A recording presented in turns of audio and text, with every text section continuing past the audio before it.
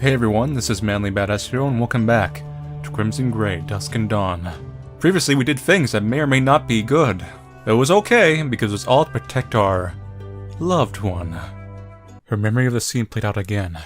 Miss Smith having both of them trapped, trying to turn them against each other. In real life she had fought back. John had helped her and trusted her even at her worst, and they had escaped. But this time, instead of using an injection to cause him pain, Miss Smith began removing her clothes. She cast Lizzie a mocking smile, then slid into John's lap, pressing herself against his chest. He struggled, but he was bound too tightly to do anything yet. Lizzie tore out of her dream and found herself bolt upright in bed. She had snagged her knife from its place and held it in front of her, gleaming in the moonlight. Even in my dreams, the women try to take John away. I'll just have to kill him in my dreams, too. And get me Freddy Krueger. It took her a moment to come back to herself, to realize it had been a dream. John was lying beside her, coming awake as he realized how upset she was. There was no fear in his eyes, but she could see the deep concern there. Lizzie, are you all right? I'm fine, John. Just a bad dream. She gave him a beaming smile and set the knife aside casually. Yes, just set the knife aside casually. It's normal. But her acting wasn't good enough. There were still those lines of concern on his face. It was wonderful that he had come to know her better and better, but that meant she couldn't keep herself from being a burden to him. It can be hard to shake those off. Come here and rest, Lizzie. Though she wanted to pretend that everything was alright, she couldn't resist his soothing voice. Lizzie curled up next to him again, resting her head on his chest. It did feel wonderful, pushing aside the remembrance of the dream, but this wasn't how it was supposed to be. She was supposed to protect him. John was the one who was so sad, who needed to be protected from the world. He carried so much weight. She couldn't add anything to it. Lizzie bit her lip and squeezed him tighter, wishing she could be perfect. I'm sorry, John. Don't say that. I'm glad I can be here for you, John said with a very nervous-looking face. You always are. Come here and try to relax. She snuggled against him, much of her anxiety fading. But what if one day he wasn't there? What if someone took him from her? She would bathe the world in blood. It would do no good because he would be gone and she would have nothing. Lizzie slowly managed to let go of her thoughts and just enjoy his presence, but it took her a very long time to go to sleep.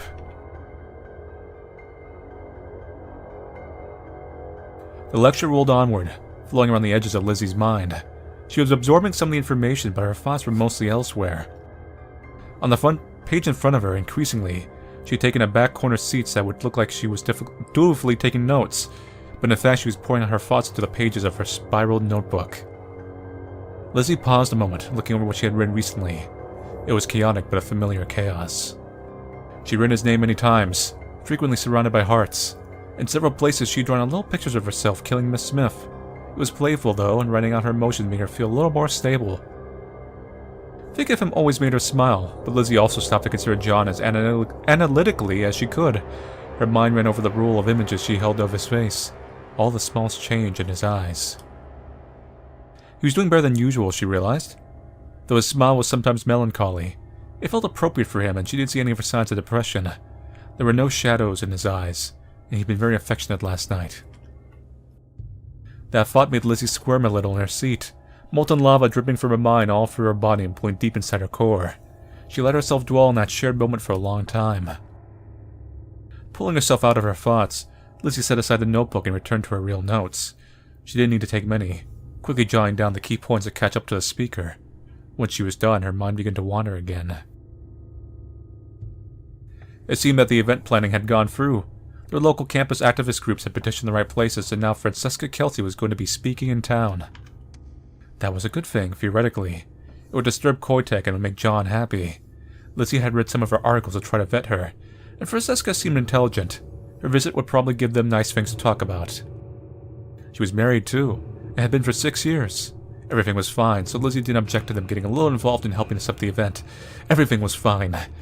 Lizzie absentmindedly realized she was gripping her pen tightly and stabbing repeatedly into the side of her notebook, leaving it covered in gouges. After class, Lizzie headed out and started to walk her usual path before she remembered that things had changed. Frowning slightly, she changed her route to head up to the administration building instead, where she'd be meeting with John. Others would be there as well.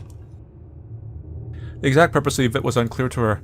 At a minimum, they would gather and receive information about the various activities he'd be doing in preparation for the visit and speech, presumably after they would go do said activities and she'd be alone with him. Except that he had expressed interest, which was reasonable. Perhaps they would participate. He had noticed her anxiousness, however, and not committed to anything beforehand. That was very considerate of him, but made Lizzie vow to do a better job of supporting him. As she entered the building, she saw that a crowd of people had gathered. It appeared to be an ordinary enough college group. Likely not a concern, though it was more difficult to evaluate threats in crowds such as this. She searched for the random people in the way that was unable to find John. Realizing that she was going to be engaged, Lizzie refocused on Erin, who was coming to greet her. Erin and two women who looked generically like the opening girl after Lizzie vision. So this is how every girl looks like to Lizzie. They're all brunette, leaning over, cleavage showing, with really short dresses. They could be wearing a suit, and they're going to turn into this. It doesn't matter. They all look the same to Lizzie. Erin and two women. Young, attractive women their age. Wearing clothes that were stylish and extremely suggestive. Not physical threats, but potentially. Lizzie gave all of them a brittle smile. Hey Lizzie, good to see you here. Hello. We're just getting organized, but there are a ton of things we need to do. We already printed a bunch of flyers to put up, but we actually got space on one of the big boards, so we need some people to help design a poster, and we... where's John? Oh, over in the corner. We're going to organize after the... thank you. Lizzie left them, though she watched Erin and the others for a moment longer. Erin seemed to have noticed she wasn't completely happy, which was a problem. Being herself around John made her sloppy, though Erin might be more perceptive than average. She headed through the crowd, searching for John. Part of her knew that the people here were probably decent, given their interest. No, too many of them were just looking for socialization, or a cause that made them feel good about themselves. There were too many of them to judge, and some could possibly be threats. Better just kill them all to be safe. So I actually have choices here, so the mouse cursor is not just going where it pleases. They change when you highlight them, though. Investigate everyone. Eliminate everyone. Ignore targets and find John. Or ignore others. Defend John. Defend John with knives. Interrogate Erin. Retreat, gather weapons, and monitor the situation. Oh no. Well, I made a save. Let's defend John with knives. Lizzie's mind raced, considering her best course of action, and then she heard John's voice. In a rush, she realized how close she had come to making a mistake, one that might have hurt him. She wasn't stable and was thinking about the fact didn't help. Lizzie hurried to track him down and draw on his presence. Okay, nothing interesting happened. Ignore targets. Though many options presented themselves to her, Lizzie decided to take the simplest. Best to be prepared but not do anything that might disturb John. That left her feeling a little more confident in herself, but Lizzie still searched for his voice in the crowd and focused on him. There he was. Lizzie restrained herself as she simply skipped up to him, taking his arm like any normal girlfriend would do, and not just stabbing everybody here to take out targets and evaluating it tactically. Like, oh, that person's got an iPad. That could be used as a blunt weapon, but I'd take her out first. Her fingers dug into his arm harder than she intended, as he gave her a look with a hint of concern. Hello, Lizzie. Sorry I'm late. She beamed at John to reassure him that everything was alright, then also beamed at the nearby people. Not likely any threats, but she beamed hard at them anyway. I actually just finished organizing all the different tasks. Erin is better at drawing people together than organizing details, you know. Haha, that's so true. Some girl laughed unnecessarily loudly at his observation, prompting Lizzie's full attention to zero in on her. Slight pupil dilation, no visible flushing. Heart rate was slightly above average. Was that flirting? Was she trying to steal him away from her? We haven't assigned any tasks yet. What do you think, Lizzie? Do you want to help? Or do we have too much to do at home? It was an obvious lifeline to her if she was too stressed, and Lizzie loved him for it. Of course she could trust her John. He would always be true to her. Aw, you might have to go. We need all the help we can get. To Lizzie, this is like... Oh, please stay. I just want to steal you away. The girl's gaze turned away from John, too deliberately a ruse, and toward Lizzie. She gave a smile that touched the corner of her eyes, indicating it was authentic, but though Lizzie automatically mirrored it, she felt only a cold hollowness. I was actually hoping you could help us put up flyers. I've seen you around campus. You're super fast. Not sure if flirting or if she's just lazy like normal young person. What gaming did she have in mind with such flattery? Lizzie failed to see the advantage the girl gained, but she disliked the situation all the same. Still, there was a wide variety of different tasks available, and not all of them would leave John vulnerable.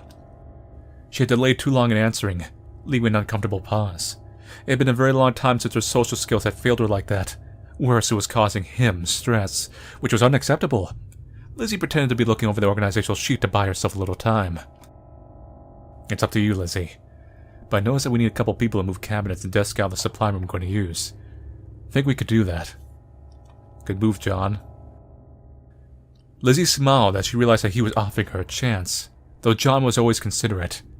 When he was feeling less depressed, he was especially attentive to her concerns. The idea of participating wasn't unpleasant, but it would be so much calmer and more wonderful alone at home. Lizzie looked up, smiled, and made her decision. So, it's like this is an actual normal choice, because nothing's moving my mouse cursor. Nothing's changing. So, okay. Don't participate. Let him participate, but keep him safe. Take care of it for him. Participate together. Take John's idea. Some of these seem very similar to the others. Take John's idea. Your ideas sound fun, John. Let's do that. Seriously? That stuff is heavy. You're gonna have to make him do all the work. Girl. I'm the Terminator.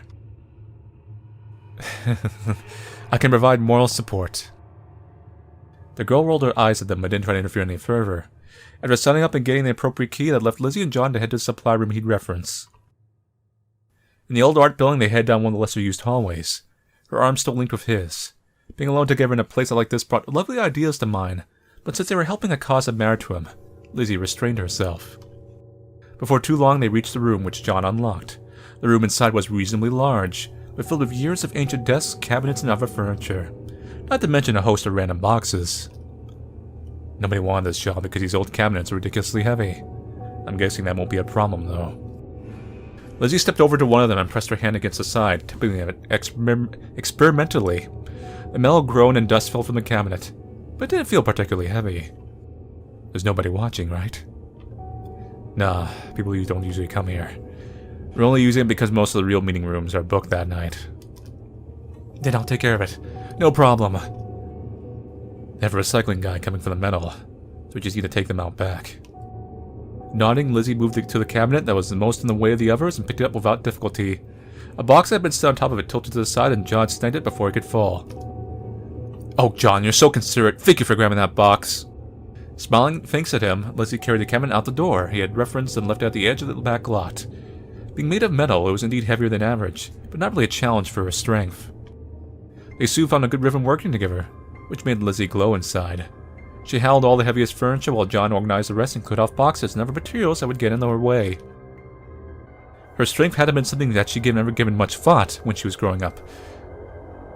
First, something to be hidden to avoid attention, then an advantage to be cultivated. It had never been something that brought her any joy. That had changed. That day, she had saved him from falling. Since then, she had realized that she could use it to protect him. There had really only been a few brief moments where she had used her strength to its full potential, but she was just as happy for simple things like this as well. The two of them working to move so many things. It reminded her of when they moved into their own apartment together, and that made her imagine them moving into an actual home of her own, which was a wonderful thought. She would be overjoyed for that, no matter the circumstances. It would be most wonderful if it happened after they were married. The tradition seemed meaningless to her in isolation with the idea of doing it with John. Such thoughts carried Lizzie happily for the rest of her work. Made her frequently smile over at John, and he smiled back, seeming much lighter than she had seen him from him in recent days.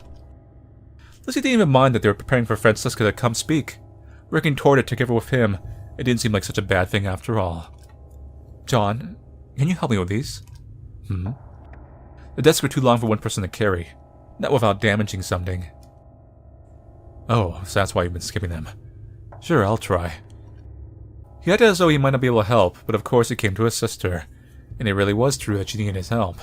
She wouldn't have wanted him to feel condescended to. As strong as she was, there was just no good to carry a desk alone. Between the two of them, it was no trouble at all to move the desk and finish cleaning the room. Plus, she got to watch him on the other side of the desk. He was used to her gaze and didn't mind it, though he needed to focus on her path more than she did to avoid running into things. When at last they finished, the room was still dusty and stuffy, but at least it was empty. More time she had passed than she had expected. John didn't seem as surprised, but she was glad to see a slight smile on his face. It's not much. We did our part to help. It wasn't a problem for you, was it? Not at all, John. Thanks for thinking of this. Having said that, I'm definitely ready to head home. Me too. Though they were both a little dusty, Lizzie didn't hesitate to link her arm with his and lean against him as they walked home. Getting cleaned up together might be fun. When her schedule went unusually well, Lizzie found herself actually somewhat troubled. She had no reading for classes. The shopping had gone quickly, and nothing had slowed her down. That meant that she had a surprising amount of extra time. On one night, John needed to work late at the library. For a little while, she busied herself tidying up the house and cleaning her knives, but she found herself anxious. It was no serious premonition, just an uncomfortable feeling. She was glad to have him in her mind, and she was sure she would soon find his song again, but she also wanted him in the flesh. Flesh. She spent a while writing in her notebook, many of its pages now heavy with ink. Though she wasn't a very good artist, she found it soothing to draw John's face. Perhaps that would be something to take up in the future. But that couldn't hold her attention for long. This was a bad night to be home alone. After chewing on one knuckle for a little while, Lizzie decided that she should just go visit John at the library. She padded across campus knowing how different it was at night. The normal dorms were still bright and would become progressively louder as the students started to party. A few were ambling further, likely drunk or stoned. Hey, that's a yandere, man. Yeah, just ignore her. They had been invited a time or two, but for the most part she and John didn't have connections with those crowds. Being together and off campus, even just slightly off campus, set them apart from the other students. Normally Lizzie never gave the subject a second thought. Now she found herself resenting their happiness. All of them wasting their time so carelessly while he was working, alone and probably depressed. If she urged him to take fewer shifts, he would. Lizzie knew that. But as much as she wanted more of him, she didn't want to unfairly force him to do that. If John thought the extra work was necessary, then he was probably right. Still, Lizzie's eyes briefly flickered to a couple sprawled over one another in the grass. Never a fret. They were pulling up their clothes, though, and well past the point of just making out. Before they finished college, she wanted a moment like that. Not doing something like that in public, but simply being together by the trees, enjoying themselves. College should be a time of happy memories, she says. That's like some kind of depressing, scary music plays. Light years between the drama of their meeting and the difficulties of adulthood. She wants something she could remember forever. Maybe capture in a picture. Yet right now everything was so complicated. Lizzie frowned and looked away, increasing her pace. It wasn't fair. The library itself was basically deserted, since few were doing research on a Friday night. That was why John ended up with a long shift and why he took it, getting paid to do his own work. Lizzie found herself shifting to walk silently instead of giving any sign of her presence. This could be a good opportunity to observe him without him being aware. It had been the first way she had come to love him, and through the other ways since coming to know him were better, watching still held a special place in her heart. She peered around a bookshelf and finally spotted him. See, look, the music starts again. They're playing the music into her personality. John sat behind the desk reading from one of his books. He was making decent progress, brow furrowed in that concentrated look that she so loved. Oh, John, you're so romantic. You and your furrowed brows. I especially like the way you just sit down and read a book. Everything's so special about you, John. But occasionally his focus seemed to waver. She noticed his eyes grew a little distant and he had to backtrack on the page. Sometimes when he did, he would look at a sheet of paper beside him for a while, occasionally making a note. Were they just his notes? But she knew John's note-taking habits extremely well. That wasn't how he usually operated. It was as if he was trying to read, but simultaneously distracted by thoughts of something else. Lizzie trusted completely that whenever he was working, one was important, but she could also see that he was getting tired. John always tried to push himself too far, letting his energy run down and often leading him to become depressed again. Smiling to herself, Lizzie strained. The library was empty. Maybe he needed something a little different. Let's have some fun.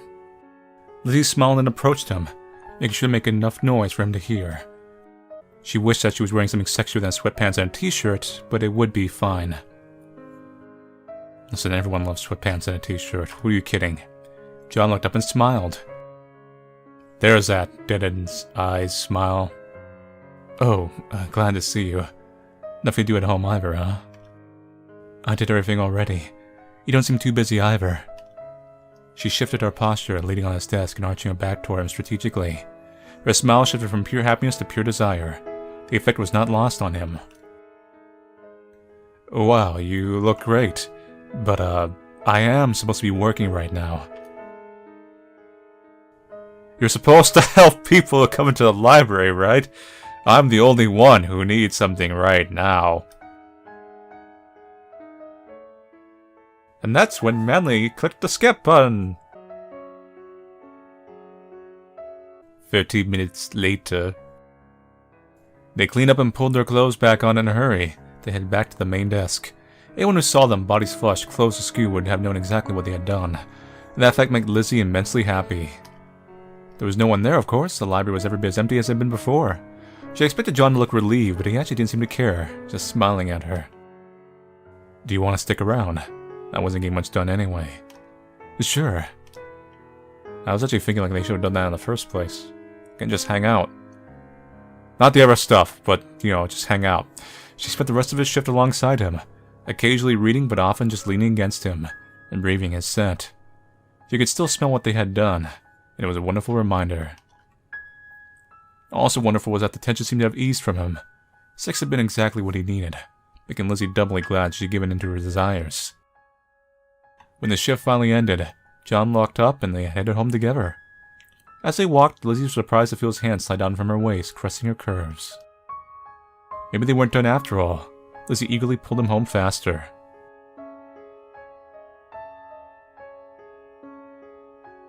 Life proceeded normally enough. A significant part of campus was busy preparing for the arrival, but there were even more people who didn't know or didn't care. But it mattered to John, so it mattered to Lizzie. Since their time together clearing out the room had gone well, they kept participating together. It hadn't all been as much fun as that, but Lizzie didn't mind the time preparing, and John seemed positively engaged by all of it. But when she came home from class one day, she realized that she might have gotten it entirely wrong. John slumped on the couch, too unfocused to notice her. There was an emptiness in his eyes that she hadn't seen in some time, immediately making her heart ham in her chest. He's being drained by the socializing. John, are you okay? Is something wrong? I'm just a little tired. There's not a problem or anything. Of course there's a problem, if you're not feeling okay. You don't have to pretend to smile for me, John. It's okay to be sad sometimes. It's like, oh, I can do that? Thank you, Lizzie. It's nothing specific. I'm just having a bad day. Then stay right there. Don't worry about anything. She slipped closer and gave him a quick hug and a kiss, but didn't try to press. Instead, she moved on into the kitchen, getting something simmering. When John was depressed, he didn't want to eat. She had learned that trying to force it could turn bad, but that the smell would slowly get through to him. While doing her work, Lizzie headed into their bathroom and counted his depression medication. It didn't seem like he had forgotten or that he had taken more than usual, which was good. But though his medication helped and could make his life perfect. There had been a time when she had desperately hoped that she could do that. She still wished that she could, but she knew that his sadness didn't mean that he didn't love her. All she could do was be supportive. When she came back out, he had slumped back further, but she saw a bit more relaxation in his posture. Suddenly her heart ached with love for him so intense that she had to support herself on the doorframe. She didn't deserve him. He was always so supportive, so kind, even when it cost him. It was easy to just bask in his presence, to see him as a shining paragon, but her John was human and had limited resources. If she had missed the signs as she sometimes did. One of Lizzie's fingers slid up to her mouth and she started to bite down on it, but she pulled back.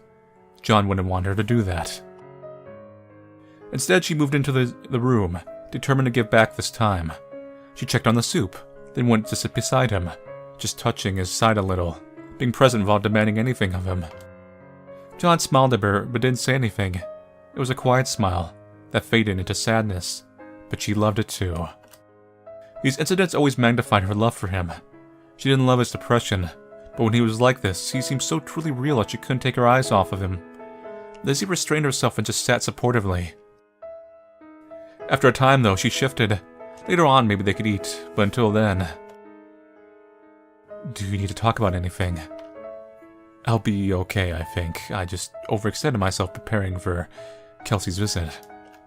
Oh, I haven't been pushing you too much, have I? It was so much fun when we worked together before, so... No, I didn't mean that at all. There's just so much to do. I know you want to help, but you know your limits, right? You can't help others if you're not okay. You're right.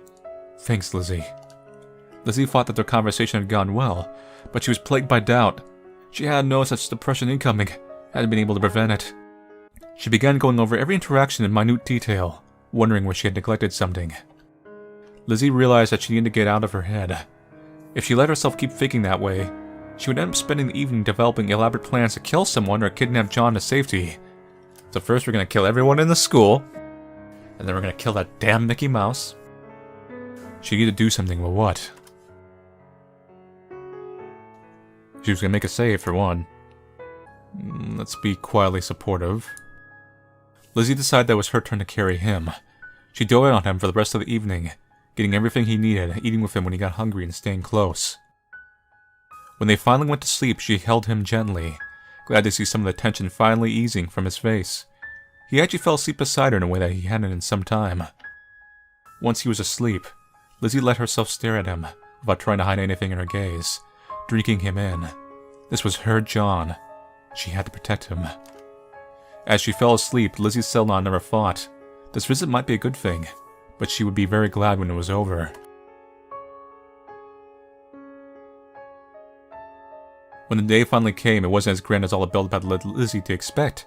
It was just another speaker coming to campus. After all, as one of the better universities in the region, they got plenty of speakers. The growing power of pharmaceuticals was a somewhat hot topic, but it was hardly a source of celebrity.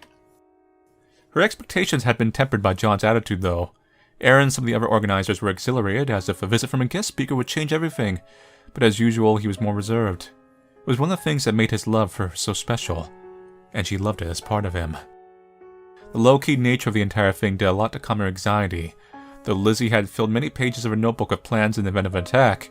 But given that this was a one-stop on a long speaking tour, it seemed less likely that Kotek would actually try anything. I would laugh if they actually did try something. That's like the big twist. They actually do try something. And I just noticed that there was a knife on the little coffee table. They were headed out to attend soon, and though it was going to be as casual as most events on campus, Lizzie had dressed up a little out of habit. She lingered by the cabinet, trying to select which weapons to take along with her. The problem was that she had room for so few.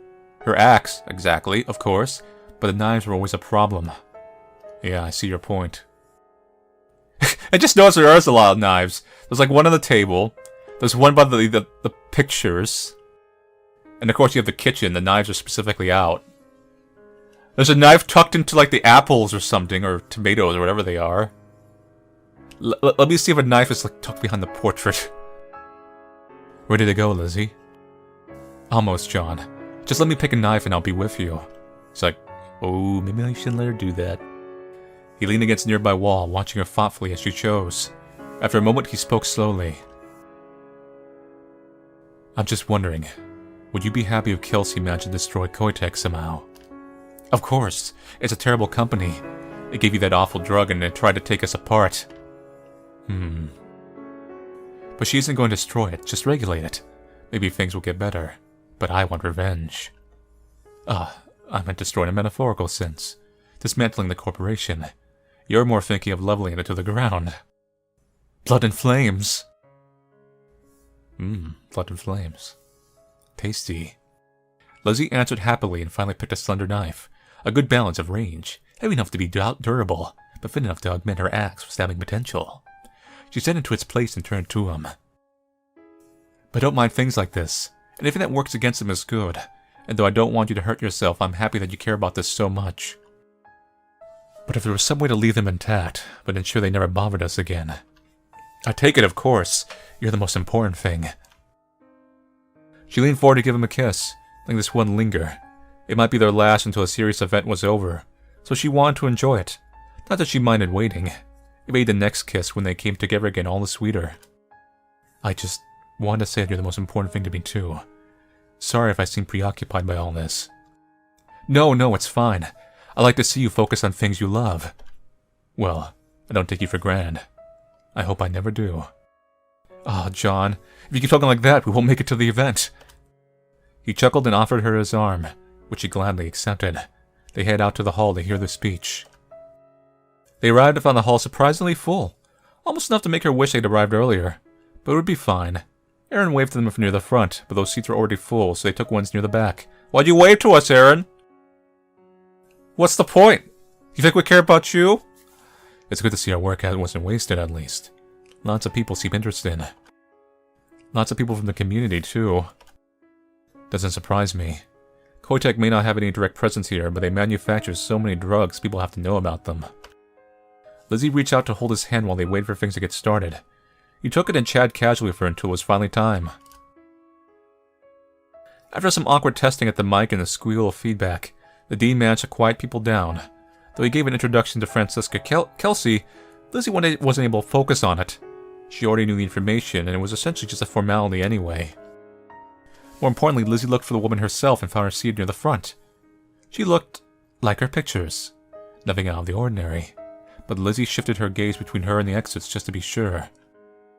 When Francisca Kelsey took the stage, Lizzie superstitiously shot a glance at John, but she had been wrong to worry. He had shifted to his purely focused mode, interested only in what she had to say. On my first day of work at the FDCA, my supervisor said I should look for another job, because the organization wouldn't be needed for long. She was a good speaker, though her speech had the feeling of one that had been repeated a huge number of times. It had an air of authenticity, but was practiced authenticity. Lizzie could only focus on it in the background anyway. While listening idly, Lizzie came to a realization. Something she had never said to John, probably something she should discuss with him. She squirmed a little on her seat, wondering what thoughts he might have about it, but she couldn't interrupt. Some people might have said that Kotek created her, with their ill-advised experiment when Abby was pregnant. Lizzie had never felt that way, until now had not reflected on the fact. Now she understood why. The experiment might have made her different from other girls, but Lizzie didn't care about that. What mattered to her was the person she was now, shaped by her years growing up, and most importantly, shaped by John. Her world had felt so hollow and empty. Then when she had found him, she had been monomaniacal in her focus on him. But he had opened up a new world of possibilities for her. Unable to contain herself, Lizzie leaned over and kissed John on the cheek. He blinked in surprise and smiled at her, resting her head against his shoulder. Lizzie let her focus drift back to the speech for a moment. The industry's lobbyists would have you believe that their self-regulation has been and will continue to be effective. The primary example that is always brought up is how thalidomide was kept out of the United States, and so many children were spared birth defects. But as I demonstrate thoroughly in my book, it was more of a quirk of faith than self-regulation, and that a thin layer of defense would not be remotely adequate given the massive increase in research and development we've seen over the past 2 decades. Especially those super yandres they've been making. That stuff is pretty freaky and doesn't seem very safe. Most notably, many of the newest drugs being produced to treat conditions are fundamentally subjective. The consequences of any will take years to emerge. It may not always be as clearly defined as birth defects. Make no mistake, there are people alive today bearing the scars of this unchecked research. John. Sooner or later they will come forward. Lizzie sat tensely, deciding to hold in her concerns over that development, but John had already considered that. He squeezed her hand and bent closer to whisper to her. Are you alright? John, would you want me to step forward and do that? No. His answer came immediately. Lizzie was a little surprised, and John seemed to have taken himself aback, but a moment later he smiled. No, you matter more to me than all of this. Anyone who stepped forward would be surrounded by a horrible amount of controversy, and I want you here with me. Her smile widened and Lizzie leaned in to kiss him, tears in her eyes. She had so many things she wanted to say to him, but some people around them were already glaring at their whispering. When the two of them kissed, most of the glarers rolled their eyes and turned away. The speech ended with Francisca's usual conclusion. The FDCA was toothless compared to the pharmaceutical giants, and the world needed a far more comprehensive set of regulations. Part of Lizzie's mind acknowledged that as true, but it seemed a very distant and clinical thought compared to the warmth inside her.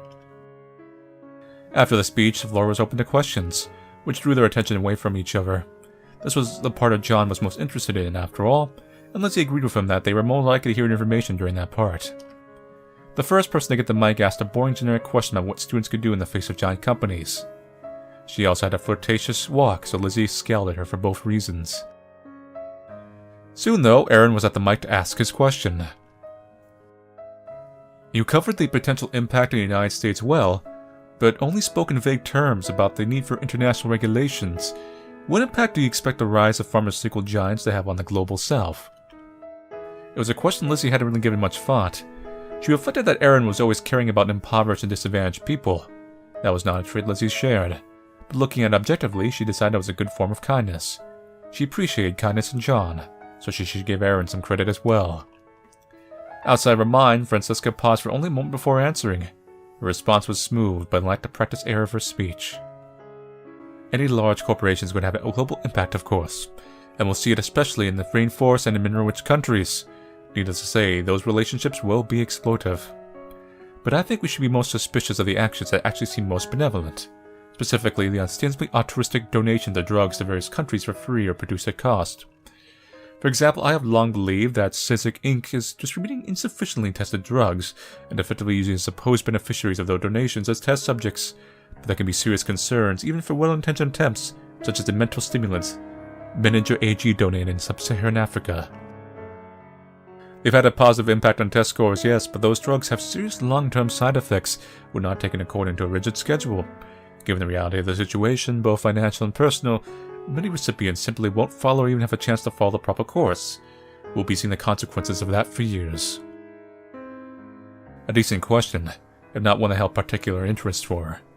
Lizzie listened to a few more bad questions before she sensed a general movement in John's body and realized that he was getting up to ask a question of his own. She nodded to him and let go of his hand.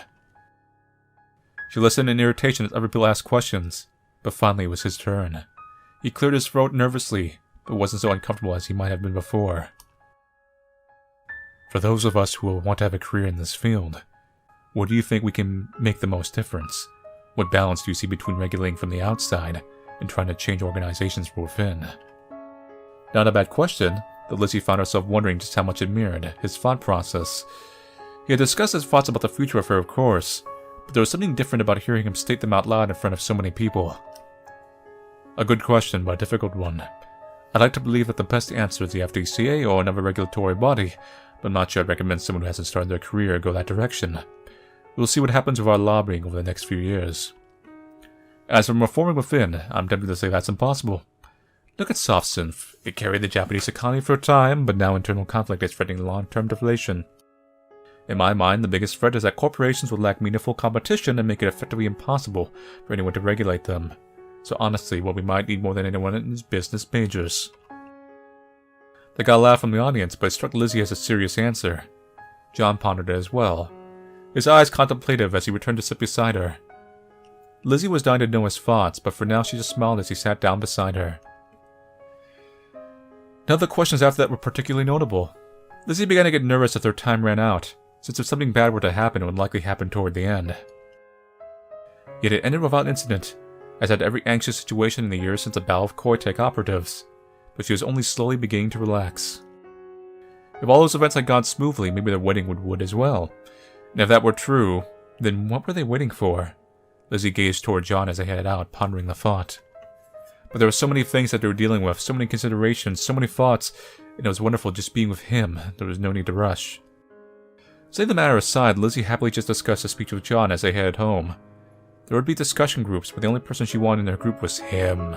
They talked late into the night and happily fell asleep still in their clothes.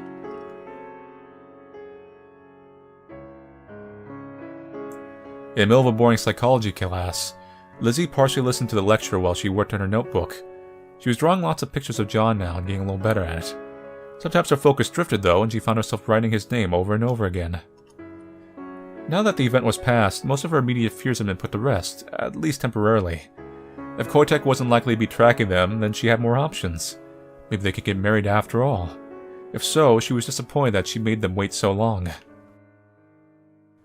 But how to get to that point? Though she didn't worry about making John afraid of her, she didn't want to add any stress to his life by seeming too insistent. It had to be perfect. The wedding would be an ever-treasured memory of their lives together that she wanted to carry around with her forever. A small part of her did worry that he was putting it off for some reason of his own. She couldn't doubt, that he was fully committed to her. But there was a difference between living together and actually getting married. The professor said something that drew some of her attention away from what really mattered. That list sounded like it would be on the exam, and he did like to include things that would lecture only to catch sleeping students. Lizzie quickly scribbled it down to memorize later, irritated at the distraction. The only reason she was even in class was that she needed the credit to graduate. At first, Lizzie had only actually been interested, wondering if she could learn anything about depression that would help her be a better partner to John. But mostly the class was just useless.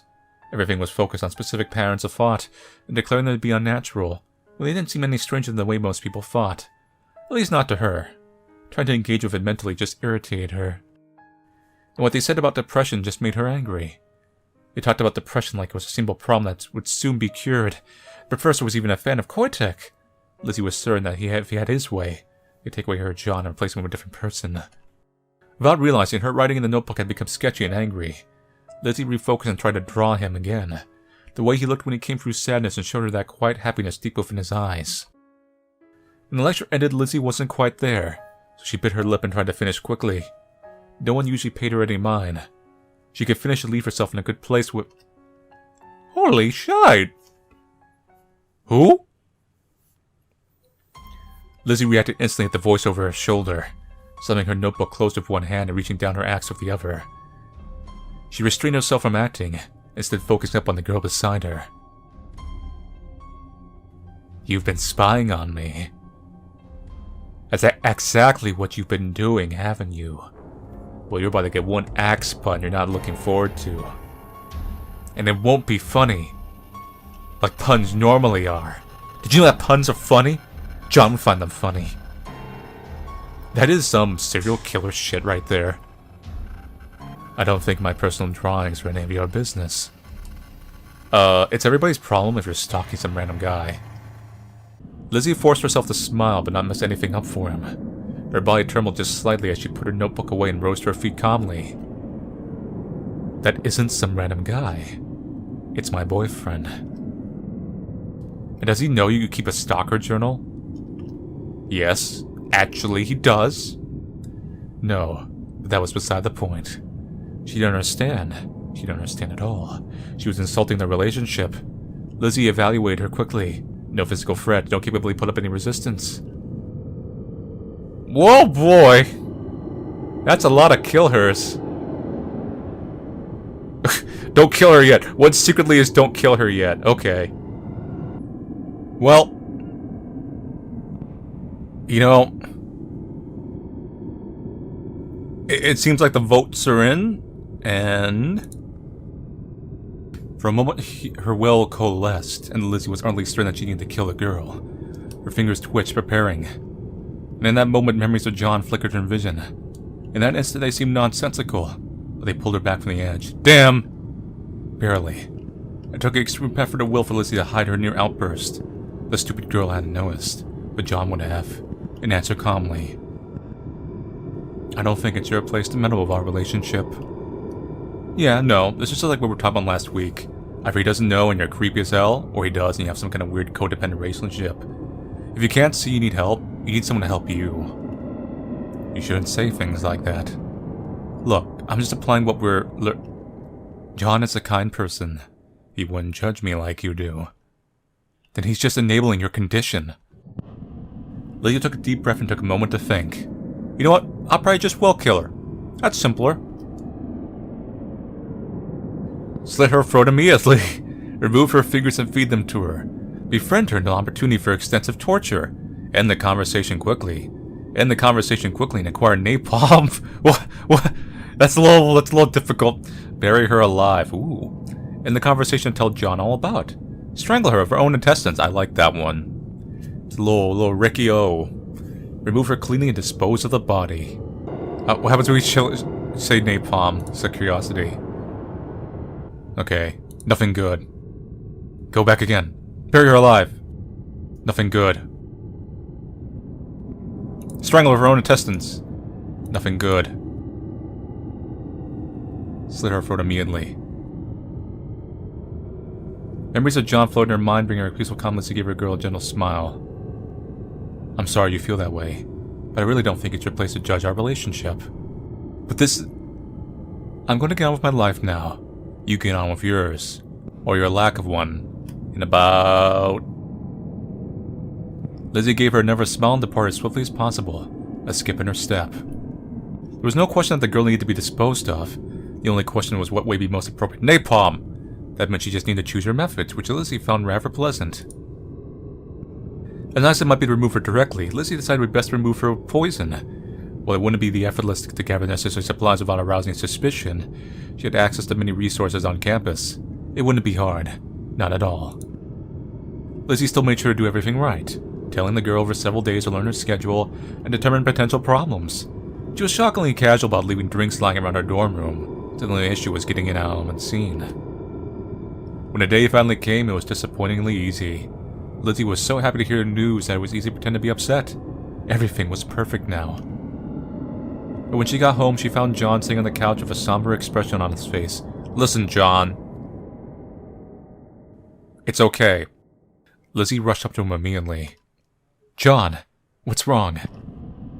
"Did you hear about the girl who died?" "Yes, I don't really care about her, but I can pretend to be sad. Don't worry." She said it lightly, trying to draw a smile from him, but John remained somber. "Lizzie, do you still get the urge to kill people?" "You know I do. But you don't think I would actually kill someone, do you? Especially not an innocent girl." "That's good. I really do love the way you are. But sometimes I worry that I... Please don't worry, John. Everything is fine now, especially now that she's dead. We're safe. There's no need to kill anyone." I guess I'm just being paranoid." There was a smile she wanted from him. Lizzie happily went to embrace him, gripping him as tightly as she could. It had been true. There was no more need to kill anyone. The threat was gone, and she was at peace again. And John wouldn't notice anything, and she could love him forever. Now there was nothing left to do but make happy college memories. Happy memories! That time I poisoned that girl. I would have preferred napalm.